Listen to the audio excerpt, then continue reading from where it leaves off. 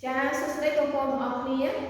môn đừng dừng cho đầu cả an mê riêng bảo nhớ nè cô nên bằng hai những việc có để kẹt con đừng mê riêng bảo nhớ sẵn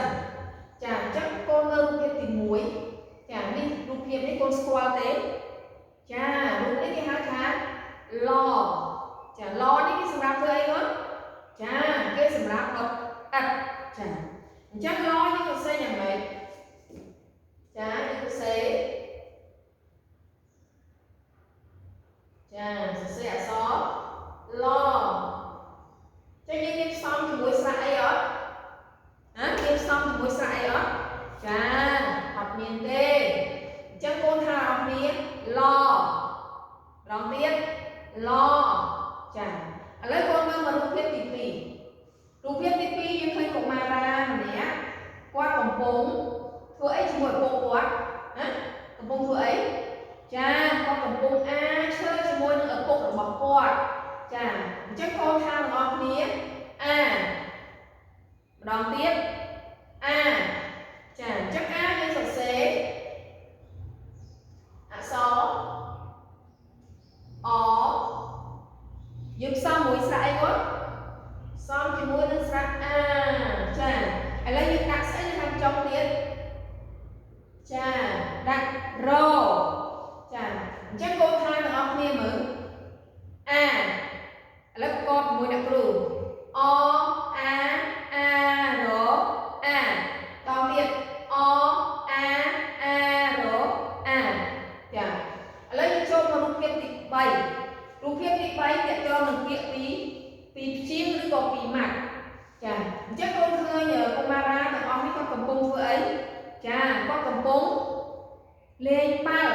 ចាគាត់កំពុងលេងបាល់អញ្ចឹងការលេងបាល់គឺជាកីឡាមួយដែលនាំឲ្យយើងមានសុខភាពល្អចាសុខភាពល្អ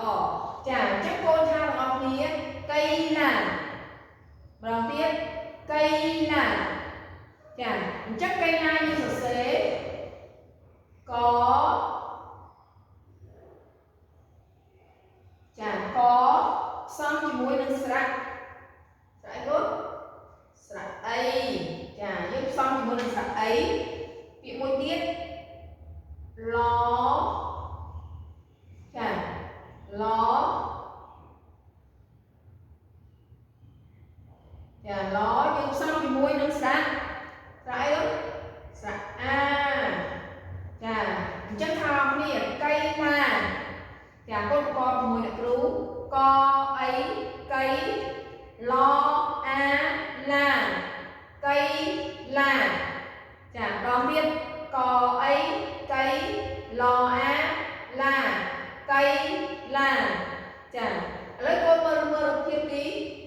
4ចារូបភាពទី4ក៏តាក់ទងនឹងពាក្យពីរម៉ាត់ដែរណាពីរម៉ាត់ឬក៏ពីជាងអញ្ចឹងរូបនេះគឺរូបអីកូនស្គាល់ទេចាគឺជាអំបោះចាអញ្ចឹងអំបោះគេយកទៅធ្វើអី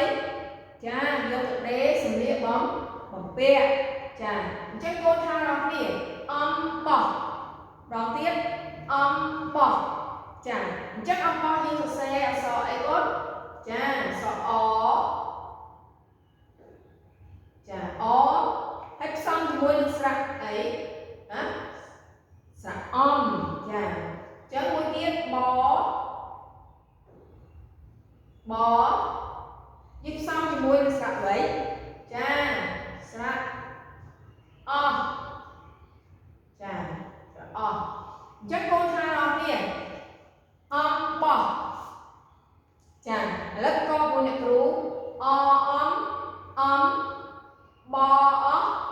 បោះអំបោះដល់ទៀតអំបបោះអំបោះចាឥឡូវរូបភាពទី5អ្នកគ្រូជឿថាកូនស្គាល់ច្បាស់ណាស់ណាគឺរូបអីគាត់ចាគឺជាកៅអីណាកៅអីវាមានពាក្យម៉ាំជាងដែរចាមានពាក្យពីរជាងដែរគឺពាក្យកៅហើយនិងពាក្យអីចាអញ្ចឹងកូនថាមានកៅអីចាអញ្ចឹងកៅអីយើងសរសេរក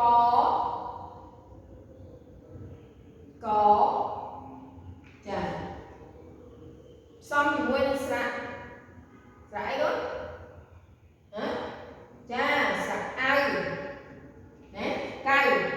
ចាមួយទៀតអ